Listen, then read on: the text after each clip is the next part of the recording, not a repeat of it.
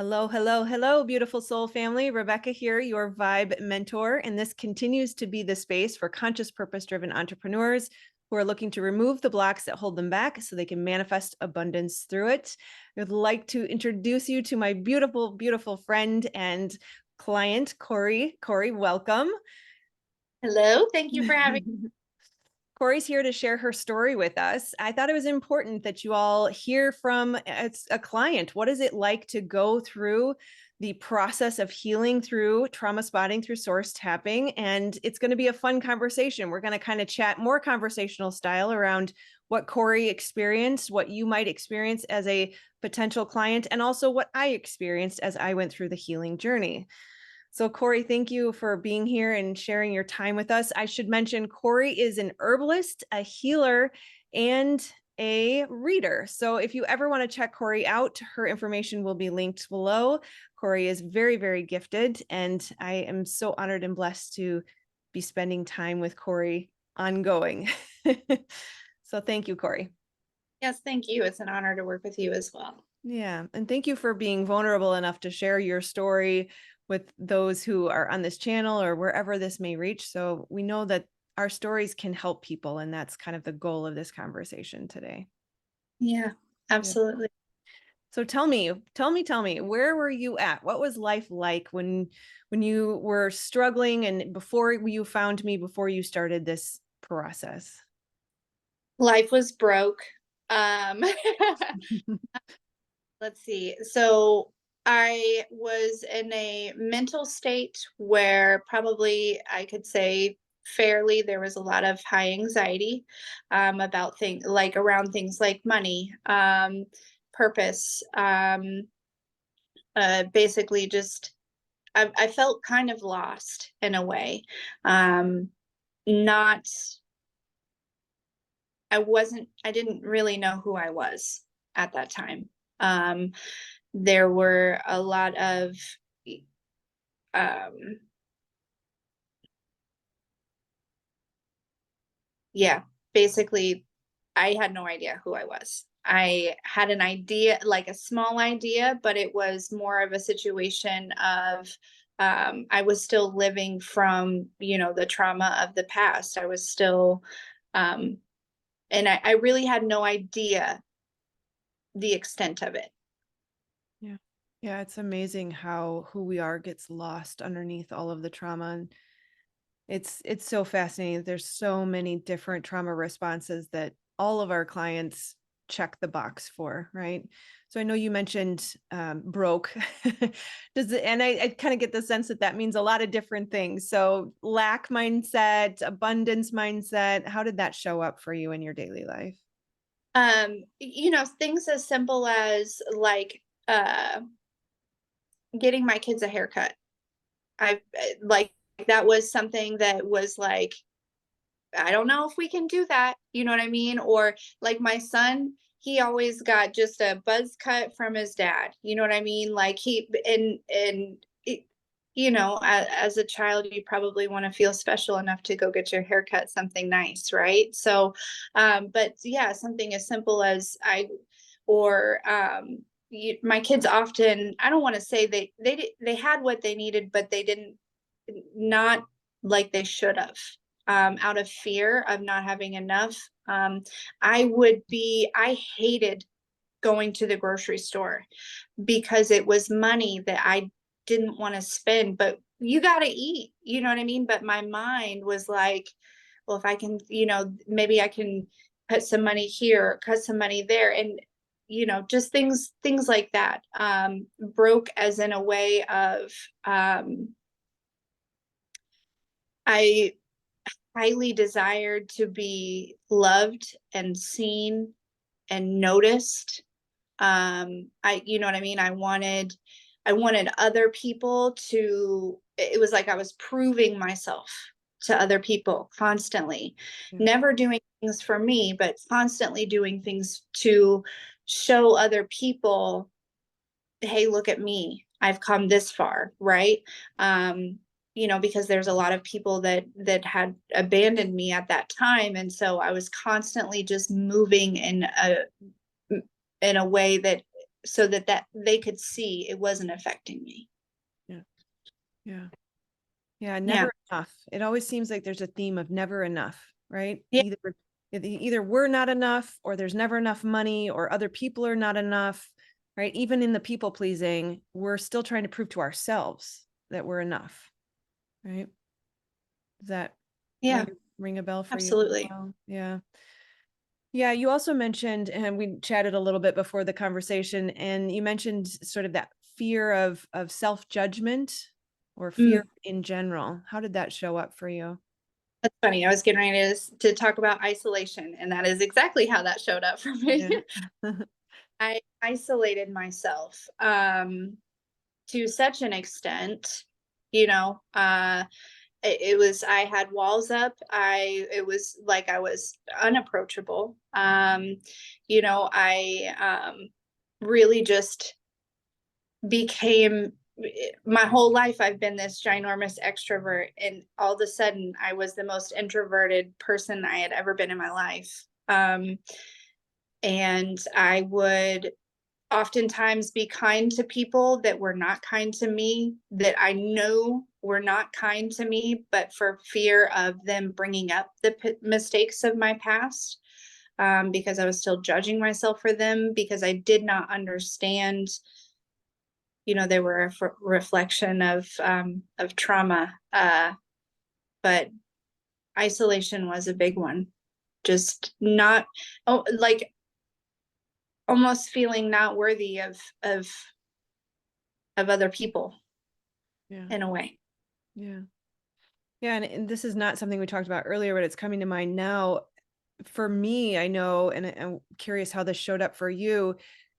People in general were challenging my whole life, especially after the trauma, right? There's that social anxiety piece, but then you bring in spirituality, and it feels almost impossible to be social, right? Because at least before spirituality, you could shoot the shit about what color the sky was that day and not Mhm. really realize that your soul's yearning for something more. But when you realize you can't even talk to them about spirituality, it feels like the walls have completely caved in, right? That there's just this prison and there's nowhere to go. And I think a lot of people blame it on spirituality, that I can't people today, as they say, right? I can't adult today.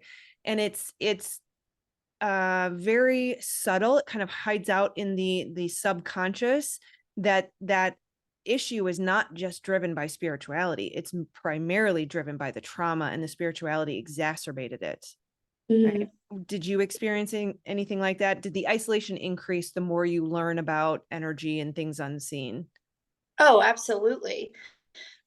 Yeah, and that is actually part of like the fear of judgment, right? Also, like I was, but it is hard to have a small talk conversation anymore. It is hard to see, um it's hard to talk because like at this, well, we're talking about at the beginning, but yes, a lot of it was fear of judgment, and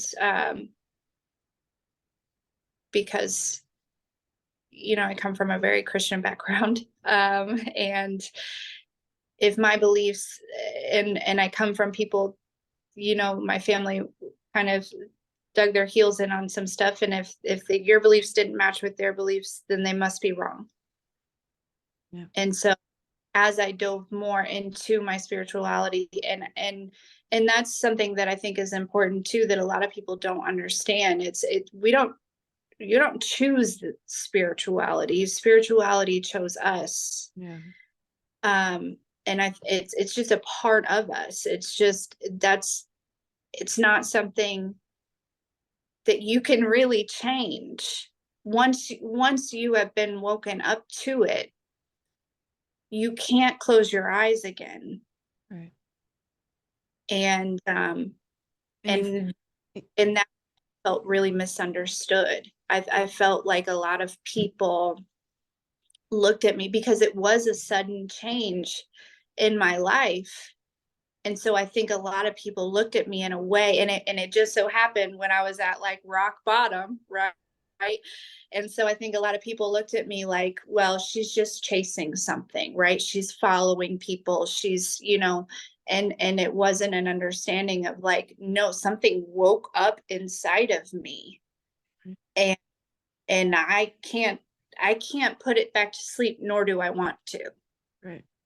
And Yeah. you're already dealing with the fear of rejection and the fear of judgment and people pleasing. So then it just further shuts you down.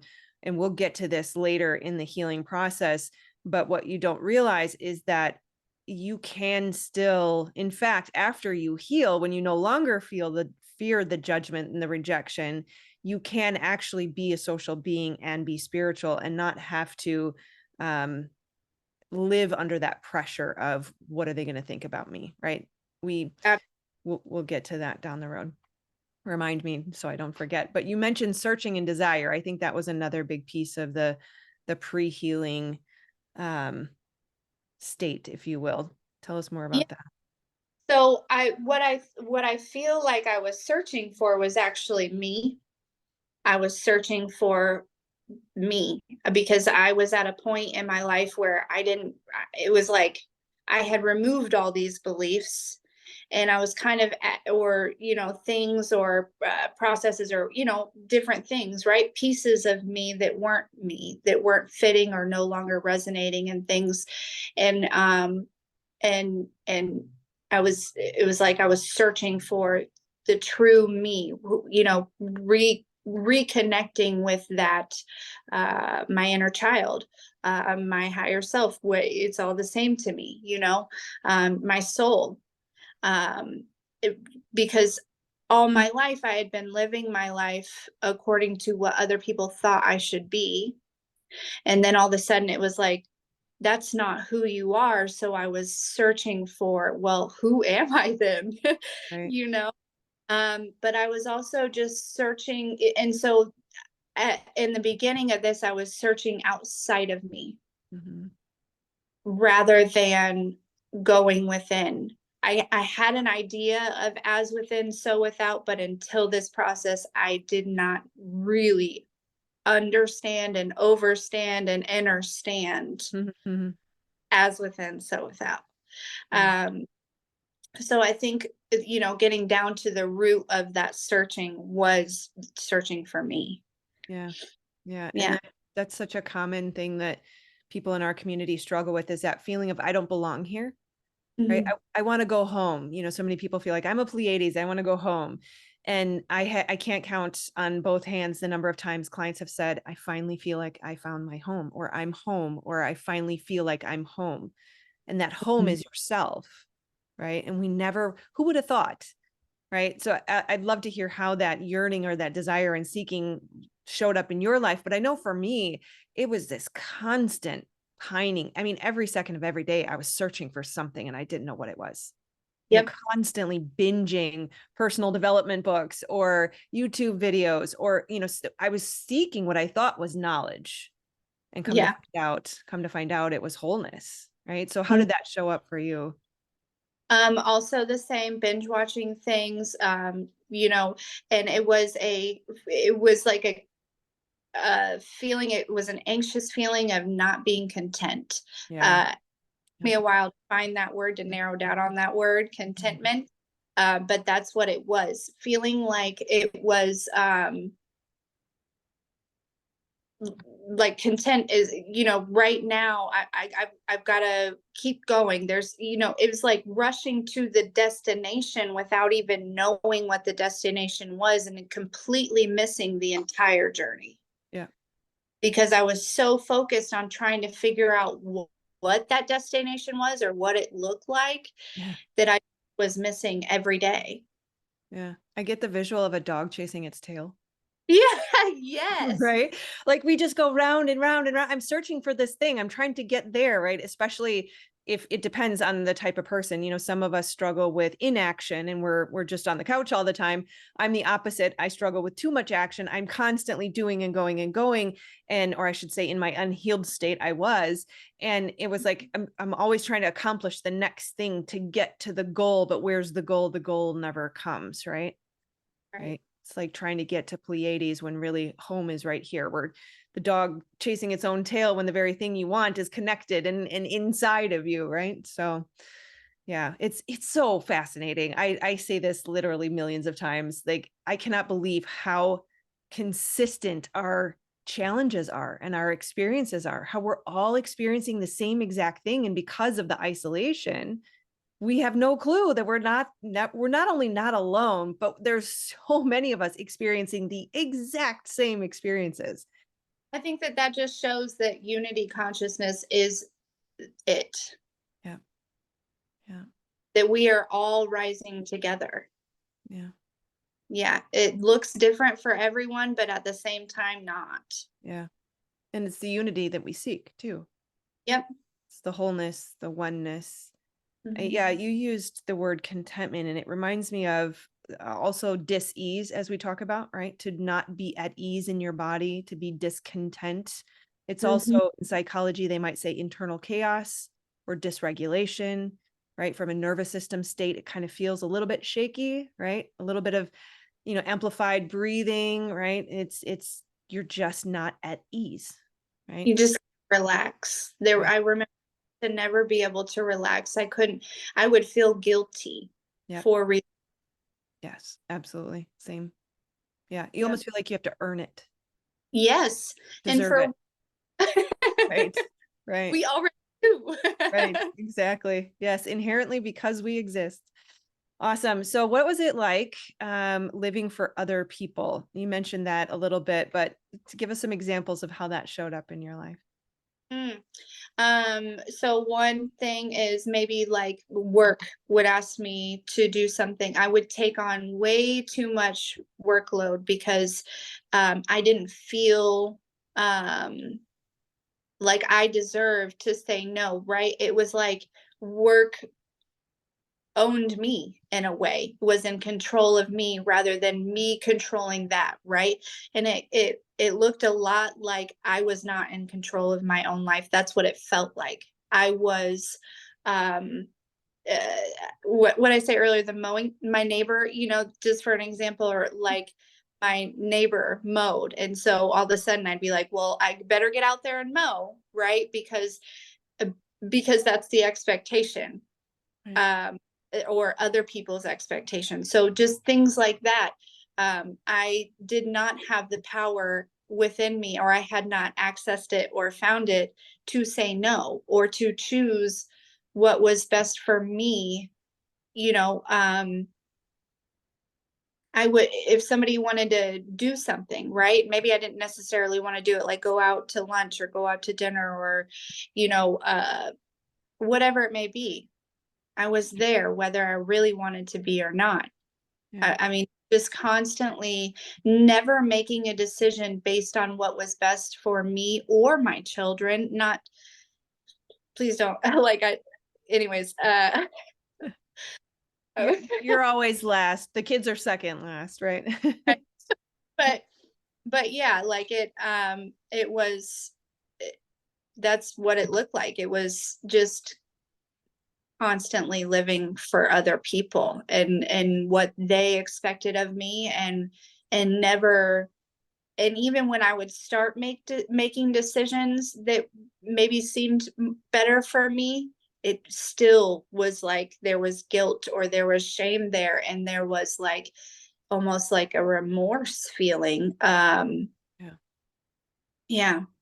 Yeah. I know for me, it kind of shows up or showed up as self-imposed obligation, Mm-hmm. especially around the house, when I was married to my ex and not realizing that as, in that very unhealed state, I would sense the discomfort of someone in the house and take on the responsibility for fixing that. Absolutely. Every chore, every meal, every dish, every piece of clothing, every sporting activity, every arrangement, it all fell on me. And not because anybody told me I had to, because I assumed obligation. Right? Hmm. And then if somebody didn't have something and they felt uncomfortable, I took on the responsibility for fixing their discomfort. Right. Maybe Yeah. they didn't get the toy they wanted at their birthday. So I would take them to the store to buy the toy they wanted, even though it hurt me financially, right? Hmm. Things like that, where as a trauma response of high sensitivity and high empathy, we feel what they feel. And so we automatically assume obligation for their discomfort. And it's very interesting how this shows up, because one, we want to fix it so that they are not hurting, but we also want to fix their hurting so we don't hurt for them. So there's a little bit of selfishness in it, which That's is, exactly what I say. Yeah. yeah, it's very fascinating how that shows up. Yeah. I Yeah. agree 100% because that was like definitely my marriage constantly. Yeah. And even after, just with my kids, right? Like, uh, so right now, my son, he can't find his TV remote. A year ago, I would have tore his room apart Yeah. up and to find it for him. But now I'm like, well, Yeah. it's your remote. You lost it. It is not my responsibility. My favorite thing to say is, I'm your mom, not your maid. Yeah. Because for years, I taught them that I was their maid Yeah. for years. And now it's, it is to a point where it's like, no, I'm not going to take responsibility of that because it's not mine. Right. Yeah. Yeah. And I know too, I was driven by not traumatizing my kids. Being in the trauma world, I was always so worried about hurting them. And come to find out, we're actually enabling when we fix things for them. We're depriving them of opportunities to learn and grow. So I have learned that we talk about the 5 things, right? Did you feel safe, seen, heard, cared for, and loved, right? So that's my goal, is to make my kids feel all of those things. So how we can do that better or differently is to say, I'm sorry, that really sucks. I know that it must really be frustrating, right? Empathize, see them, hear them. But I'm also not going to be able to solve that problem for you. I'd love to be able to help you later when I have more time, or I have, more energy, whatever the barrier is. Let them know why you can't, and then encourage them. You're smart. I know you can figure this out. I'll give you a tip. Why don't you think about the last time you saw it? Right. And so there's ways to show up, have a boundary, to not overgive and people please, and still offer the support that's necessary for the person on the other side. Yeah. So fun. All right. Control was the last piece that you mentioned experiencing prior to the healing process. How did control is a big one for a lot of us, right? When we didn't feel we had any sense of control as a child, we then glom onto life, like, holding the baby bunny by the neck, like strangling it to death through our control. So how did the control show up in your life prior to healing? So one big thing, I don't think we talked about this earlier, that attachment. uh, just attachment to people, attachment to places and things, and habits. And attachment was a big thing that manifested in control. Just holding on to habits and people and places and things just because I was just trying to control something. But another big thing was uh, sorry, I'm having a brain fart. Okay. um, You oh, mentioned yeah, the planning the day. planning. You Yeah. planning the day, and having my mindset that we're gonna clean the house, go to the park, go to the grocery, come back home, make this specific thing for dinner. And if anything kind of went wrong, or it was like it, anxiety started to build, and it was like I couldn't look past that. I couldn't. It was like almost got myself stuck in a way because I was holding on so tightly to my idea of how it should go or how they should look. Um, yeah, just anything. I mean, I wouldn't control also in finances, right? I wouldn't take a risk, or it's not even a risk. I wouldn't spend the money that I needed to spend to provide properly, you know, I wouldn't say my kids always had what they needed, but they did lack some things, simple things like haircuts or, just whatever, whatever. But because I was trying to control my financial situation in such a way that was actually projecting not having enough. And yeah, all sorts of different ways like that. Yeah, it's really fascinating how fear and lack get tied up in control. Hmm. That the thing that we're gripping onto, we hold onto so tightly because we fear there's never enough, Hmm. right? And it's that general theme that kind of runs all throughout all of these different trauma responses, is that fear of never being enough, whether it's you're not enough or the other person's not enough or there's not enough in the world. It's that general not enoughness, right? Yeah. So then we met. Tell me more about what it was it like to jump in to get started. What did you experience as you were going through that decision and as we got started in the healing process? Well, so I met you through a Facebook group. What was it, Full Time Purpose or something, which Yeah, I is think so. communistic, isn't it? Yeah. That's um, and uh, and we you offered the free session, and the name that you used, it was like Meet Your Future Millionaire Self or something like that. Yep. Yep. I want to meet her. I Yeah, we scheduled that meeting, and I instantly felt a connection. Obviously, it was an an easy decision. There was a little weighing back and forth, but our first session, there was healing just in our introduction, and I knew this person is extremely gifted. You have the gift of pulling it out, right? You have the gift of, just yeah, and I remember even telling you, because you have the course too, and I was like, I don't need the course, I just need you. Yep. Yes, I do recall. It's like you might want the course too, but You're like, well, maybe, and later on, like, well, maybe, yeah. but yeah, so it honestly, for me, in those moments, I knew just it was aligned in such a magnificent way. There was a little fear around the finances, but not a whole lot, because up until then I had kind of learned and saw that it will be provided. I looked at it as an investment in myself, which in turn is an investment in my children. And I find when I invest in my children, nothing is wrong. Nothing can go wrong. And so yeah, I don't remember how long did it take me to decide. I don't think it was very long, was it? I think it was No, like couple days. literally I there's no Yeah. yeah.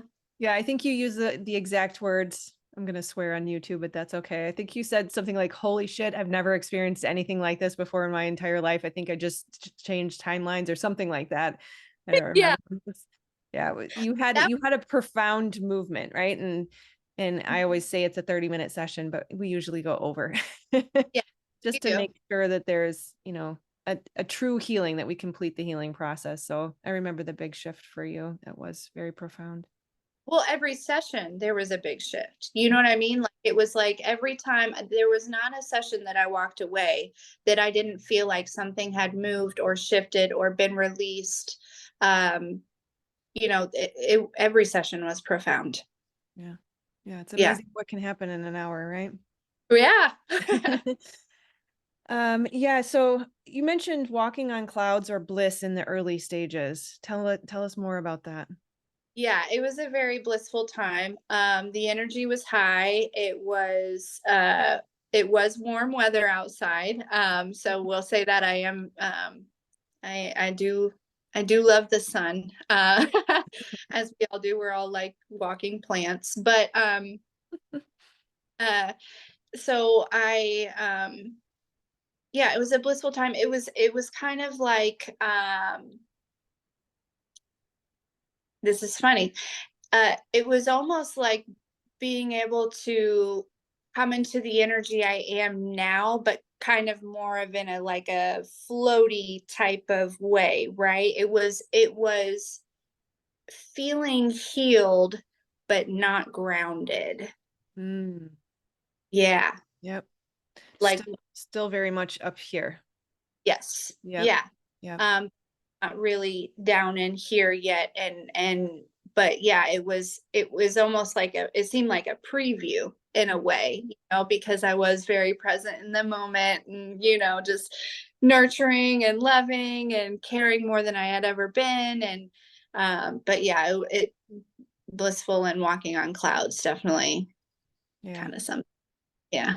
Yeah, it's interesting that you say that because as part of the trauma response, we tend to disassociate from our bodies. So we live up here. That's why meditation and astral travel and all these fun things that take us up and out seem really awesome and amazing, but we become very disconnected and ungrounded from our body, from the world that we live in, that we chose to incarnate in.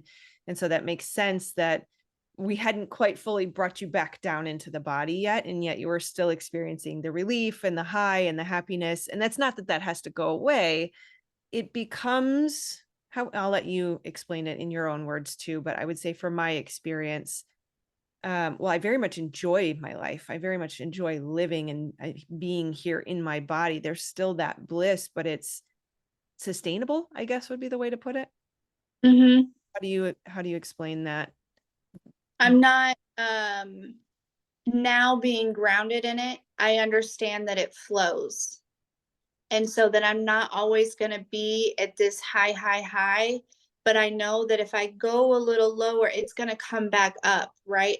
It's like I'm able to flow with it more, rather than holding on to it, right? Like at that stage, it was like if I felt that bliss was going away, it was like something's going wrong.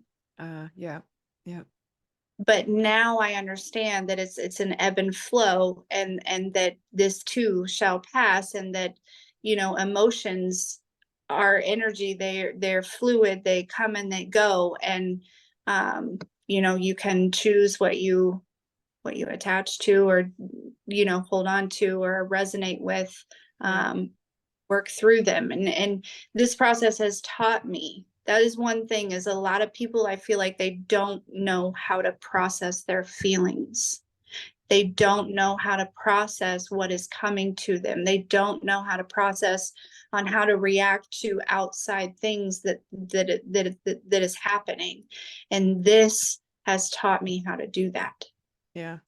That's interesting that you say that too. And it's sort of like I hear the community asking the question, what does that look like? Right. We feel like we know what it's like to process an emotion, right? Until you learn how to do this. And you're like, oh, I had no idea. Right. How do Right. you even begin to communicate to someone? No, it doesn't just look like a 30 seconds of feeling the emotion and then going on about your life, right? It's the work that we do. For anybody who doesn't know already, it's somatic healing therapy, right? You're in the body. So how would you explain, I know that's putting you on the spot a little bit because we didn't talk about this before, but if you have words, how would you explain the difference of your understanding of emotion processing before versus now? So before, it was more of like it just, I would feel the feeling and I would kind of run from it, kind of, you know what I mean? I would try to take outside things and cover that up. Mm, Um, or, if I, when in the beginning stages of my awakening, I guess I should say, I would meditate, right? But I was looking for guidance outside of me still yet, mhm, and not then. Whereas this process, I'm able to, when I start to feel something that I feel like needs to be addressed, within me, or if something outside of me happens, or to say, for instance, before, if something outside of me happened, um, there was still this trying to control the situation and not understanding that this is too part of the process. This is important. This is trying to teach you something. There was not that understanding that quite literally everything is a part of the process. It is for you, good or bad. Yeah. And so, now uh, I'm able to, like, if say something exterior happens, I'm able to see that, find it in my body. Like, I have become so connected with my body at this point that I can immediately find where it's been triggered. And just, I automatically know. It's like it muscle memory at this point. Mm. It's I automatically know my focus will immediately go on that. I don't even do anything. My eyes just go where they need to go. And Yeah. when I, it's like the connection just, I don't, and I will know that I don't always go back to memories, or I don't always go back to the past or anything like that. Sometimes there's not any thoughts at all. Sometimes it's just I can feel it shifting and moving, so it's different every time. So I would say to suggest to some people is, once you experience it for the first time, don't put that expectation on it always. There will always be movement and shifting, but it's going to look different often, I think. Would you agree? Absolutely. Absolutely. It's different for different people. It's different at different days. It's different for different situations or triggers. It's rarely the same. The body speaks a very unique language. And the beauty is we don't have to think about it, right? Right. Doesn't matter what it looks like. The body knows what it's doing. We just have to give it enough focus and attention and awareness and love and compassion to just let it do its thing, right? It's when we distract, disassociate, ignore, run away, whatever coping mechanism we choose to turn to, that we then lock in that emotion in the body and it gets stuck there. Right. Yep. Yeah. Yeah. Beautiful. Well, thank you for sharing that. Yeah. Yeah. So walking on clouds is one of the terms that you used. And I really like that you say that, it almost, to anybody who hasn't experienced it, it could sound bad to say, I'm not always walking on clouds anymore.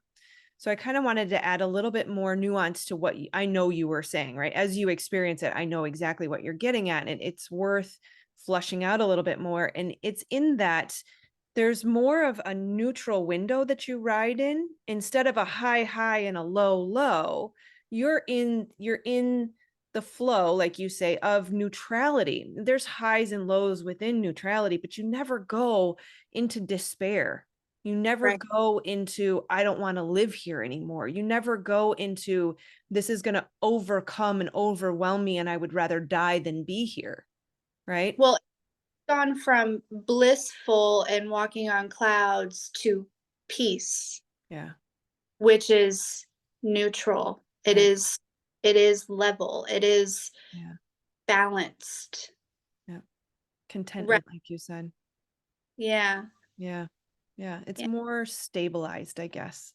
Yeah, and rooted and grounded. Yeah. Yeah. Yeah. And when you do go down, I like to say I'm triggered at breakfast and move through it by lunch, right? Like it doesn't take you down for days and weeks and months and years like it used to, because I know it would for me. There's, especially after one breakup, it was years that I lived in that dark place. And Mhm. it just doesn't have to be a big thing anymore. And you move through it faster and faster and come back to that peace, joy, happiness, right?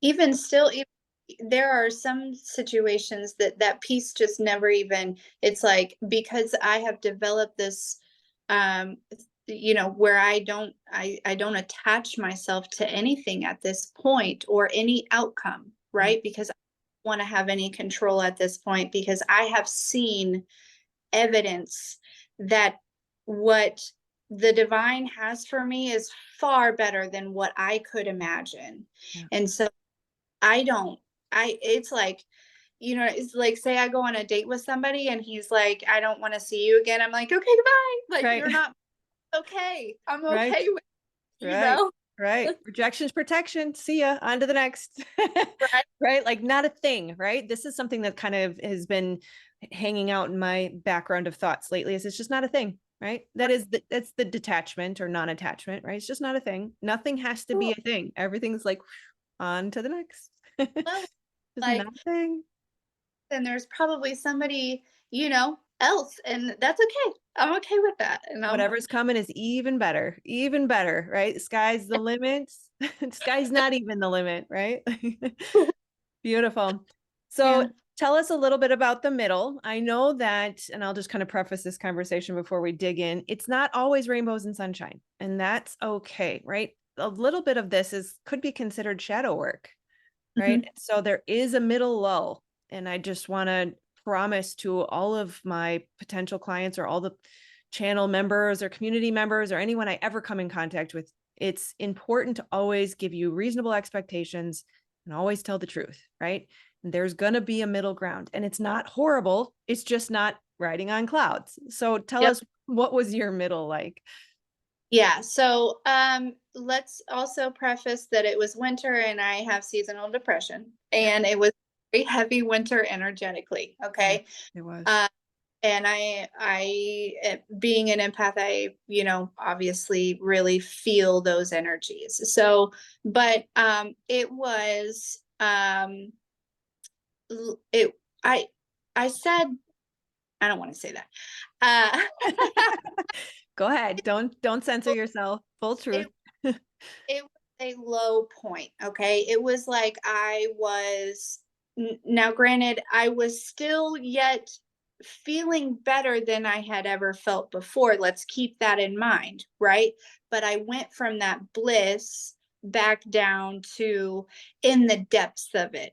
Okay. But I needed to get down into the depths of it because you can't address anything until you get down into it. And I think that that's, if we want to talk about, so it did seem a little bit like, depression in a way. I would call it spiritual depression and not actual depression. If But it was it so the process was, we would have a session, right? And after the session for a few days, I would, all that would be kind of like shifting and moving, and then like and what is the word I'm looking for? Integrating, Mhm. integrating, integrating, right? And those days would be great days. Typically, maybe the day following, I would be recovering a little bit because there, I am a crier, and I would cry in the sessions, but I was releasing so much each time, and it was such a deep healing. So we had biweekly sessions. So for a few days, I would feel really good about that, right? During the integration process, given, all the things exterior, but then a few days prior to our next session, it would be like everything that needed to come out next would show up for me internally and externally. But I began to realize, well, this is just very divinely guided, and this is just part of the process. And so I actually got used to it, and I got to be able to see it. It was like it taught me awareness. It taught me how to slow down and to observe. So even though I was in like a I would, some people would call it like a dark time, which really I don't even know that I would call it a dark time. It was just I was doing shadow work. I was transforming. I was going through that death and rebirth, some people like to call it, or the dark night of the soul, or another one I've been through, you know what I mean? Like, but actually really doing the shadow work, and so even in the slowdown, even in those what seemed like darker times, um, I was taught so much. There was so much healing, and every time I still yet felt a little bit better than I ever had before. There was always progression. So it was up here, and then it did go down, but it was a slow, steady, climb back up to that neutral. Yeah. Yeah. Yeah. Yeah. And you mentioned to slow down. And I think that that was kind of what resonates for all of my clients as far as the patterns that I see is the word depression. It's almost more from what I can see on the outside is decompression, right? That Mm, mm, we live in that hypervigilant state our whole lives. We're constantly hyper aroused. Our nervous system is constantly on to some extent, just anticipating the next problem or seeking the next thing. And the constant go, go, go, the driving towards the thing that we will never find, right? The chasing our tail round and round and round. It's exhausting. Right. mhm. And there comes a point, it always seems to be in that middle phase of the healing process where people hit this sort of, you could call it a slowdown. There's a little, it reminds me of your body slumping back. I don't want to use the word slump as it relates to healing because that's not appropriate, but there is a decompression that happens where you're no longer driven by the fear and driven to succeed or driven to people please or driven towards any of those things that you used to be. And it's just kind of a resting in, okay, it's not awesome here, but I'm at least content or more content than I've ever been. Right. And so it kind of feels like all right, fine, I'm here. Right. An acceptance of what is, where we've released all of that attachment and we are Like, kind of still in the place we were. Right. Like we're just okay with it now. yeah, surrendering. Like, Right. all right, Yes. I'm Yes. on the flag, Yes. Yep. I'll take the reins. Put down the I'm, battle, the yeah, resistance. exactly. Yeah. Yeah, Yeah. definitely. And in that, there is a resting. A lot There's of rest. there's something happening where it's subtle, and I think I see it more than the client sees it when you're in it, but I see like a recuperation happening, that the nervous system is finally in rest and digest instead of fight or flight. You're Mhm. finally in healing and growth and repair. And the body's like, oh my God, I can stop fighting now. Let me freaking grow, right? Right. Yeah. And then after that, there's that pickup again, where it's like, okay, I'm back, right? I'm ready. I've regained my energy. Your body's ready to live life again, but in a new way, right? And I want to say, keep in mind for anyone that's watching this and chooses to work with you, that resting stage, a lot of times people may think that it's going to go quicker, but I feel like I want to say, if your nervous system has been in fight or flight for 20, 30, 40 years, it's gonna want to rest for a few months. Yeah. So just like be patient, and but that contentment will be there. But I do feel like there was at one point where I've like, all right, I'm feeling pretty rested up. Right. You Can we get the show on the road? know, right. Yeah. Yeah. Yeah. And I think the thought management, we talked a little bit about this in our prep too, is just like meticulous thought management is really critical at that point. Because if you start telling yourself a story that I'll never get out of this, things have slowed down. Where's my purpose? Where's my abundance? Where's my millionaire self? Right. We get impatient and we thwart the process. We reactivate the nervous system and we're back into hypervigilance. So we've Mhm. really got to allow that resting phase. And it's the trust factor, right? You've got to trust that you are cared for, trust your body, trust the divine, and know that it's still coming, right? So we have been on, we've been chatting for quite a while here, and I do actually have another appointment coming up in about 10 minutes. So I want to jump to the good stuff. Like, can we get to the good part, right? Like, for whatever reason, that song popped into my head. So tell me, what is life like now, right? Like, what is the benefit? Is it even worth going through all of that, right? Like, tell us, what is life like now? Um, so life is fantastic. Now, I'm not gonna like it's not super glamorous quite yet, but mentally and emotionally, I have never felt better in my entire life. And that's where I feel like that's just the beginning, right? Because as within, so without. And, I never really understood that until going through this process, that's quite literally the realest thing that you will ever say. And so, you know, I I did get a raise at work, and then I got a job opportunity, a promotion. They wanted to move me out to Myrtle Beach to be, with a promotion. And but But the thing is that I love where I'm at, my location, my kids love it here, just everything down to like my house. They can walk to school and they can walk to the park. This is a small, safe town. It's very friendly. I love the things that they do in the community. My kids have so many friends here and they are thriving.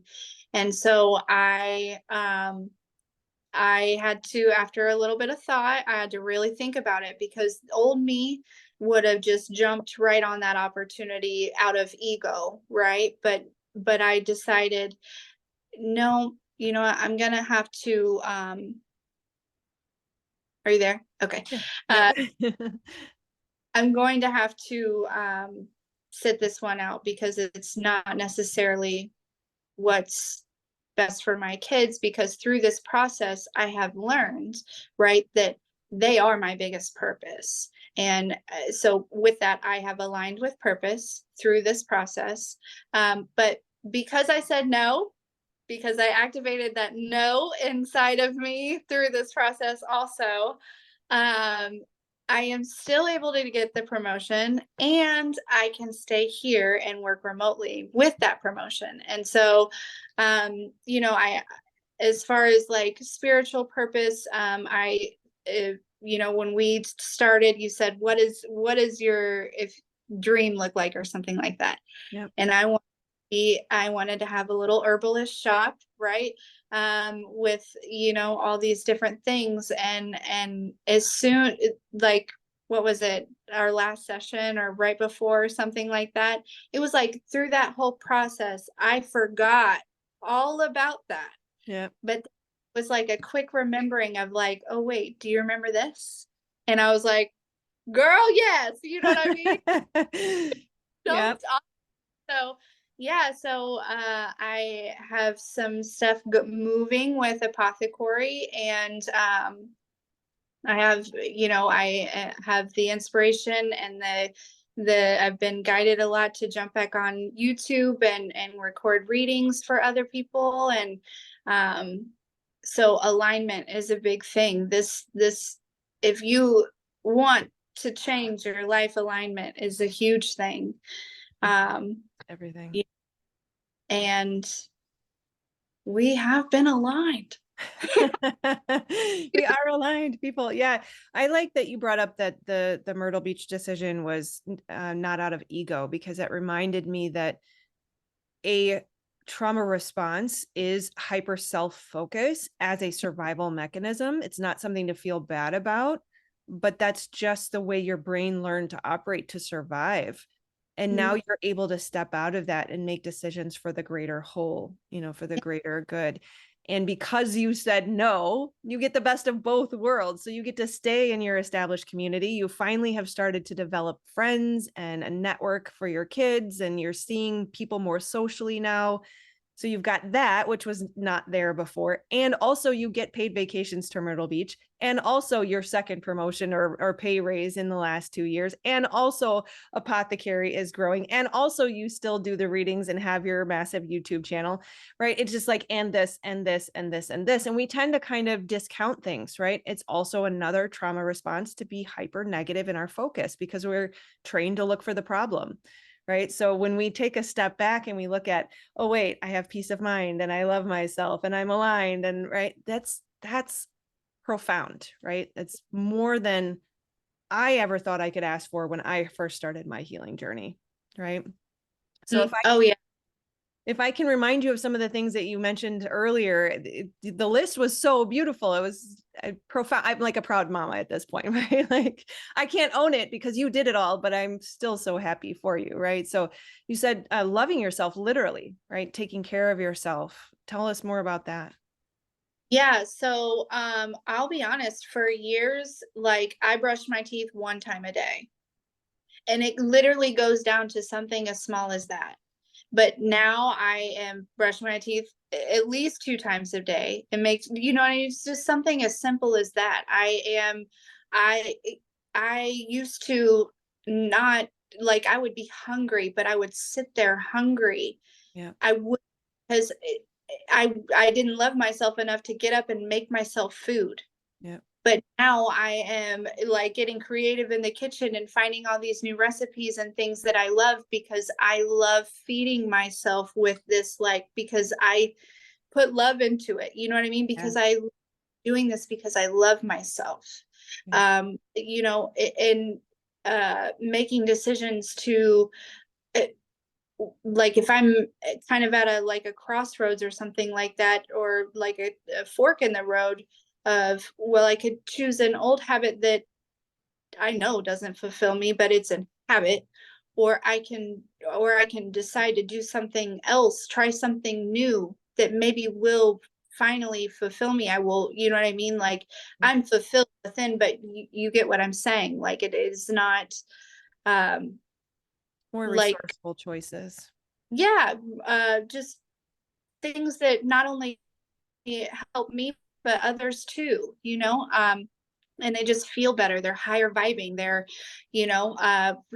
smoking would have been, a left, whereas now I'm going to go play with my plants, I'm going to go check on my herbs, I'm going to go read a book, I'm going to go uh do a reading, I'm going to go, you know what I'm saying, Right. things like that, I'm going to go do research for my next product, you know, things Yeah. like that.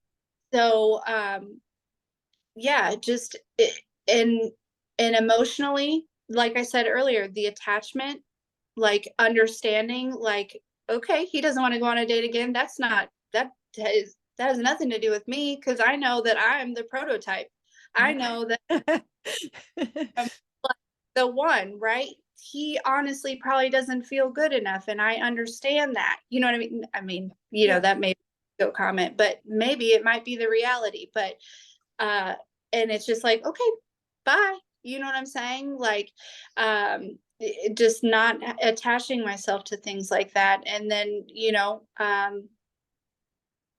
just allowing myself to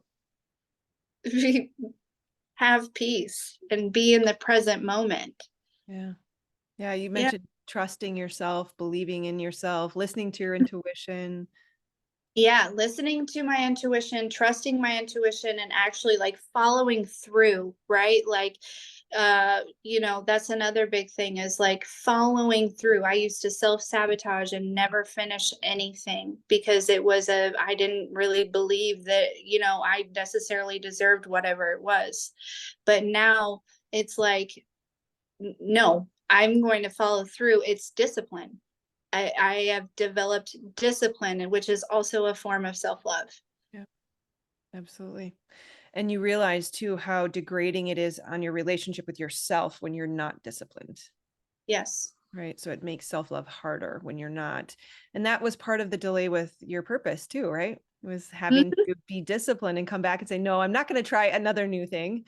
And yet on my side, I have to allow your guidance to lead. Right. So there's a beautiful coming around in that process as well to finally come back home to where we started with the ApotheCorie. So it's so beautiful.